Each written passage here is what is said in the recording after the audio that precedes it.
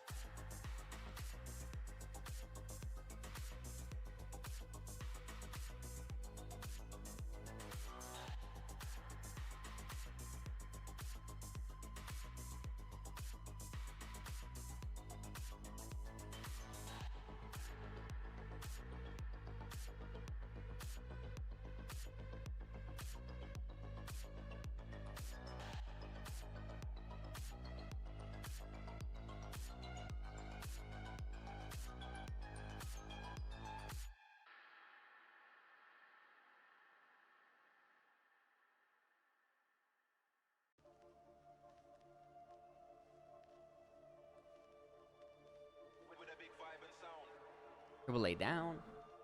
Oh. No. Nope. Okay. Okay. So, no. Oh my God. Getting anxious. Okay.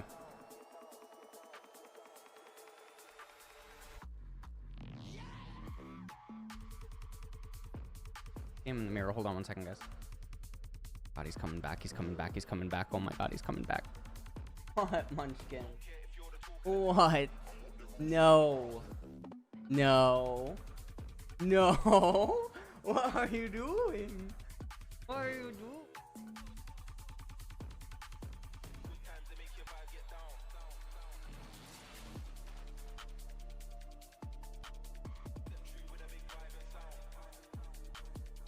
Oh.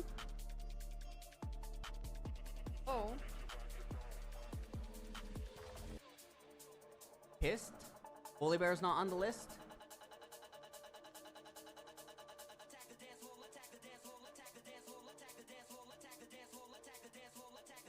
What? Oh, I mean, now they're coming there. Yeah. I'm coming. Look, this guy. Camel low flash. Jara low flash. Look, Camel slowly, guys. Look, Camel slowly. Nice. It's BLG again, looking to make the first move. Dokla goes all out, tries to put some pain back into Bin, but there's so much damage. Wait, one second. I'll be right back. He's in a little bit of danger here. Viper firing back. Inspired looks for a little bit more, but he's going to be knocked out of the Guardian Angel. Now the dive right back onto Sane. Isles and Sane in some danger. Bin for the kill onto Isles. BLG, they're so damn good. Ladies and gentlemen, welcome back to MSI 2026 here in our... Oh, Shibar. You have to be ready for that jungle mid lane All duo. Shun and Let's Knight see. running the show every time when it comes to engaging and finding those opportunities. Yeah, I mean, look, we Honestly, Anivia probably like Z tier counter. Oh yes, yeah. I mean, and Anivia obviously will just win you the game outright. As a counter, Nyla, same exact boat. Seraphine right now is also an S tier blind when you just consider fucking her ability to also just be flexed. Okay, Ezreal's like A. I wouldn't say that he's like explicitly super strong or anything like that, but I think people just forget in general. I think, yeah, a lot of people just forget. Jinx obviously is just super fucking nuts. People will say that you can't blind Jinx or all these other types of things. They'll say that Jinx can't get out of the laning phase, even though lane swaps obviously still exist, and you can just accommodate to her. Generally, you are going to want to pick her typically a little bit later. The thing about Jinx is that she is one of the best champions versus some of the mages in mid and late game. So as long as you can ensure her ability to actually get there, she's basically one of the best ADCs that can fight back against them. Caitlyn's pretty bad. Aphelios as a counter pick is still pretty good. I wouldn't say that he's as strong as he was in previous years. So there's that. Soraka is also pretty good right now in ADC. If you do like the support penalty type thing where you can flex her and you can do things of that nature. Ashe is also fine at this point in time. I don't think that there's anything bad with Ashe. I think Tristana also is a counter pick because she's not being used as a flex as much. Is totally fine. I think Sylas honestly might just be broken. It's like really hard. I almost want to put Sylas up more because he can just be flexed, but I think having him in S just makes the most sense. The Sylas stuff is also just because if you haven't gone and looked at Sylas's base stats, they're some of the most disgusting things in the entire fucking game. And then Sylas's most recent patch change allows him a CS tool that he did not have in previous iterations. So Sylas's patch change that he just ended up receiving a couple of weeks ago, initial base damage ended up being increased, right? Ended up getting a flat 20 and a 5% AP ratio. This was a really big fucking deal for his ability to CS at level 9. And then in addition to that, he gets the minimum heal AP ratio, ends up going up 10%, which is not super big. But, on first item, depending on the amount of times he uses it in lane, it ends up giving him, like, at least an auto attack or something like that. Now, the thing that I want to point out with Sylas, let's duplicate tab. So let's type, like, let's type a standard mage down in bot. Let's type Ezreal, right? Let's go to Ezreal. Let's go to Ezreal at level 9. He has 1287 HP. And then let's go to Sylas. He has 1422. Okay, his armor is 64, MR is 49, and armor 52, and then MR 38. Okay.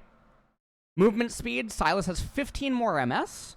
15 more MS. He's going to have this on most AD carries, right? This is just absolutely absurd. And then obviously because of the items that he ends up building, it's harder to bring Sylas down because he builds HP in his items. He generates HP, and then he also builds resists, and he builds all these other types of things. And so his ability to trade and his functionality with the items, etc., just makes him so much stronger than Marksman. And so pairing him with certain combos in bot lane, various like Wardens, various like Enchanters, mostly Senna, right? Senna is probably just going to be like the best one that he can get. I think like Sylas Ivern is also pretty good in bot lane. Like you have a really hard trade. You have Taric as well. Taric's probably one of his best combos, etc. So yeah, I think oh my god!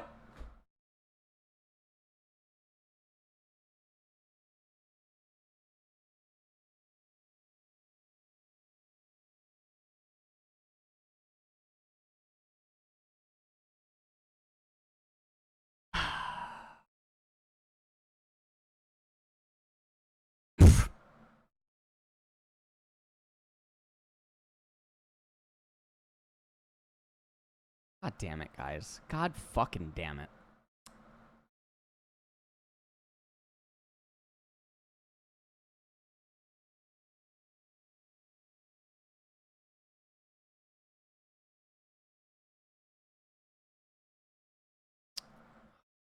God. Sorry. Fucking idiot I am. My bad, guys. My bad. Fucking idiot. My bad.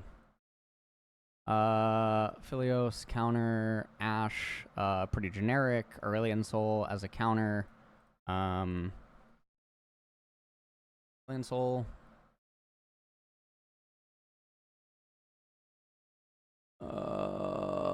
Okay.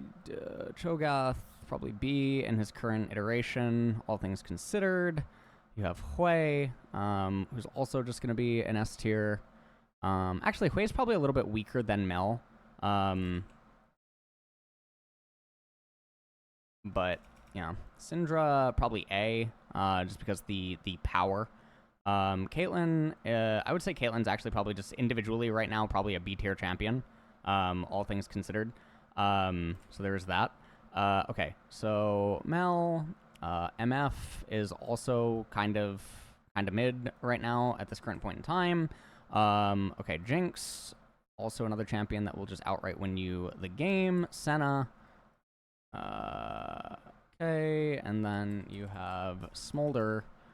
Now, it depends. If you're willing to flex Smolder, then Smolder's obviously going to be very good. Smolder obviously does have a little bit more of a problem against the mages than, say, Jinx, because she doesn't have that access to the innate ability to just brute force overpower them in the mid to late game. So there is that. Callista, well, you can just put her in don't tier right now. I think that's totally fine. I think Cartoon is also obviously very good. Kaisa is actually probably, if you do the different variations of her builds, Kaisa is probably S, just in general. Jhin is one of the worst champions in the entire game, but I won't say that he can't ever be picked. We'll just put him in C, for the most part. Lux, another absolutely fucking bonkers champion right now that just no one plays whatsoever. That's obviously just extremely fucking sad.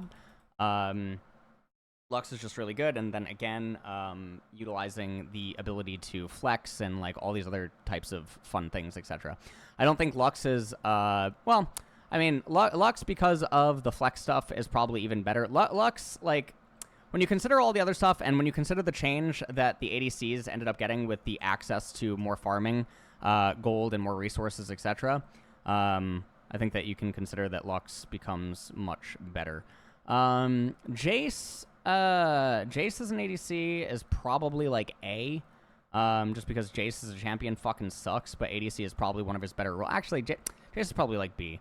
Jace ADC probably like B. Ezreal, kind of like an A tier.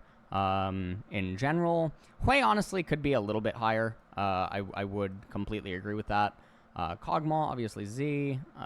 Let's see, Twitch. Twitch is probably A, right? Twitch is hard. Twitch is a little bit hard to place because even the AP variants and then also his difficulty against mages and stuff make it a lot more difficult to justify being able to do something with him. Lucian's kind of unique in that he really depends on his pairings more than anything else. So I think like Lucian Ivern is obviously like really nuts. I think like Lucian with like various other champions can also be very, very good. And it just really, really, really depends. Sivir, I do not think the bang for the buck is actually there. Swain, I think Swain in the ADC role is probably less valuable because I think that he wants his base levels and everything. So I think probably Swain from ADC is just, yeah, it's just definitely not going to be as good. Teemo in the ADC role, I mean, in theory, you could play him. The problem is he's just going to lose to every single mage. So I think that Teemo is probably like C tier. If we were to, I mean, honestly, you just probably shouldn't play Teemo as ADC.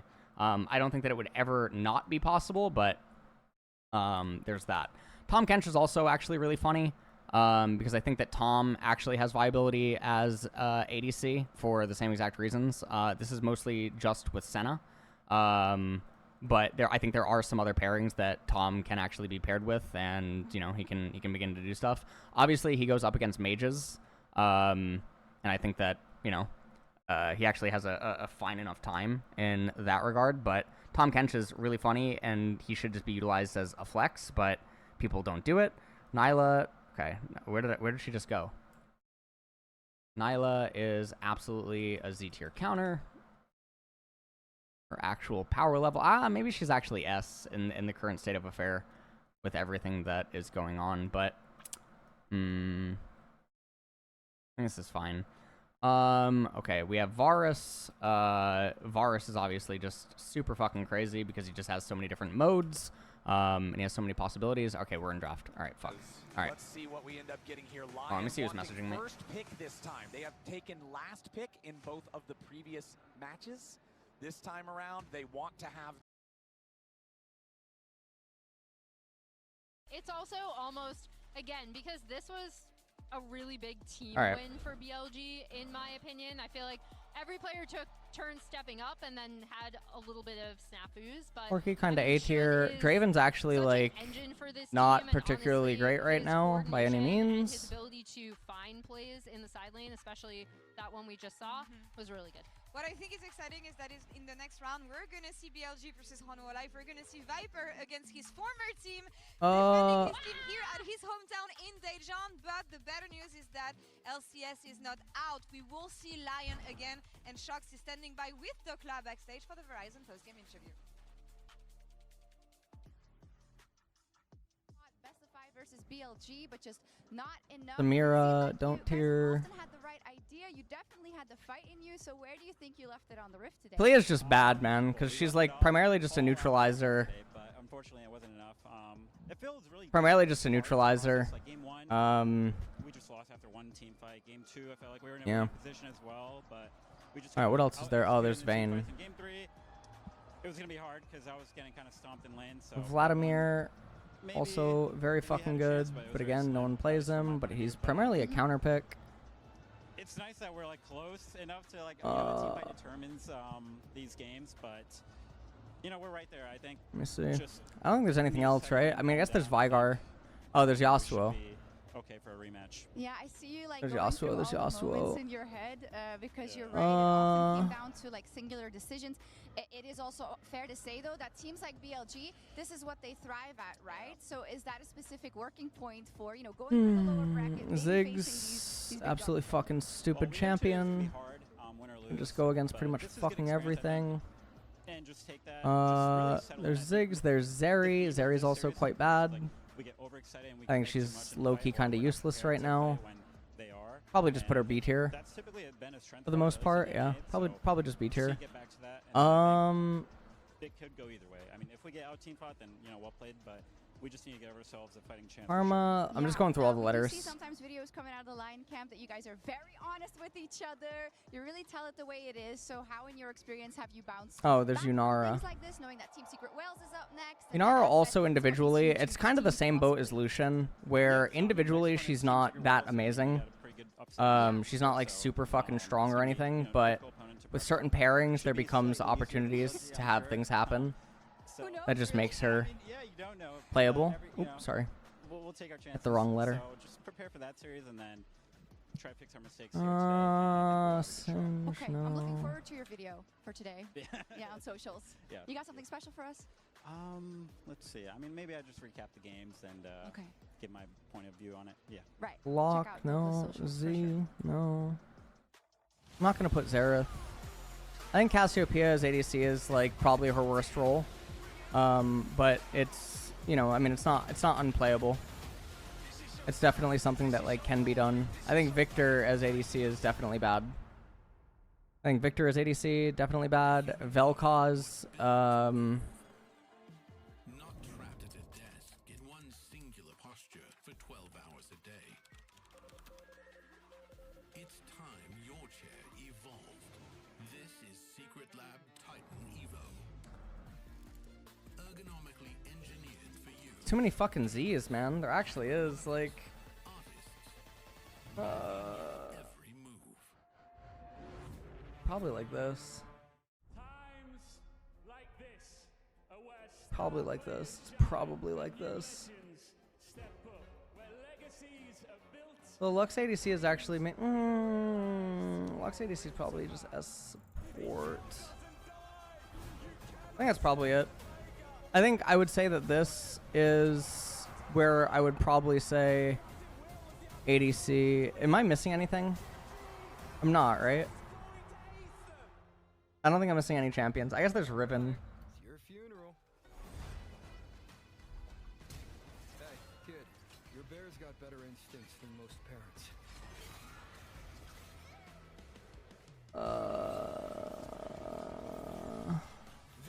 I won't include her. I just won't include her. It's fine.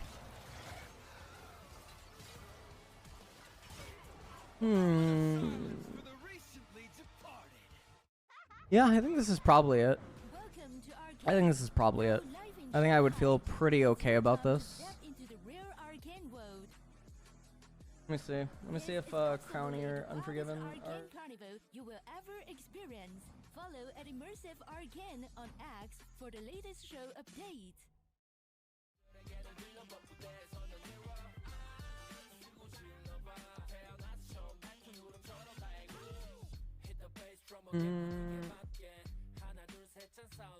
Let's see if you're still awake.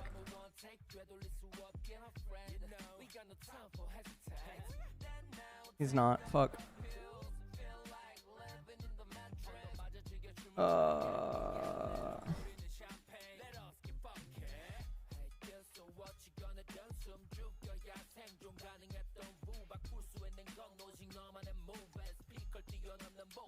Probably this would be current state of affairs.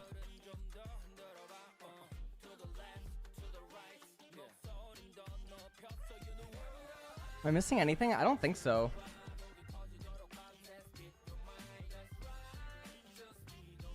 Could put Yone here. But I don't think that's necessary. Again, I mean, Riven could also be up. Oh, Kale. Kale's definitely good if you consider like lane swap stuff. If you consider that lane swap is definitely a thing and that there's actually certain matchups where you can pick Kale, then Kale will absolutely make everything just happen for you. And then in the ADC role, I think that things are absolutely disgusting with the accelerated gold gain and her ability to get to items and everything faster. Because Kale only realistically needs to... Kale only realistically needs to get to level 11 in order to be relevant. Yeah. Kale's 2v2s are also super strong. There's just going to be certain lanes where... I mean, just so many things are just going to be so fucking crazy for you. And then obviously Kale can just outright win you games on the spot. Maybe it's not as reliable or like as oppressive as Z because she does... I mean, it's really close.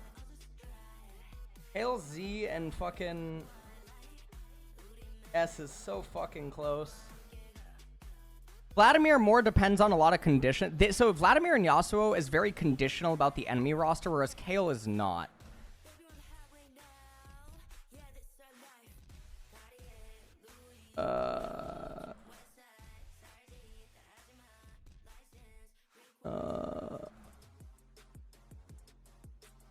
Alright. Yeah, we'll probably just do this. We'll say this is it.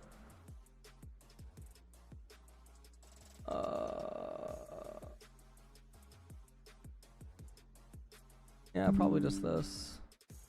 I mean, honestly, maybe... I'm here with Furious Tattoo ahead of an epic clash versus T1. Now, Tattoo, you are in the lower bracket, so it's a very important match. But how does the team and you feel overall about playing the world champs? I mean, we felt that the last game against Lions, everyone was like super nervous because we knew that like we had a lot of expectations,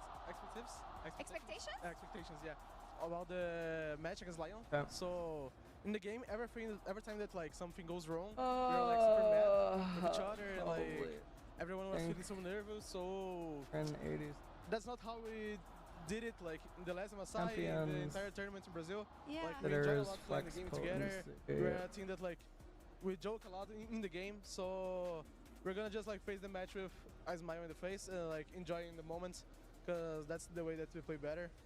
We know that like T1 is a super strong team, and we need to play like a 9 or 10 to win. But we're looking for that 9 and looking for that 10.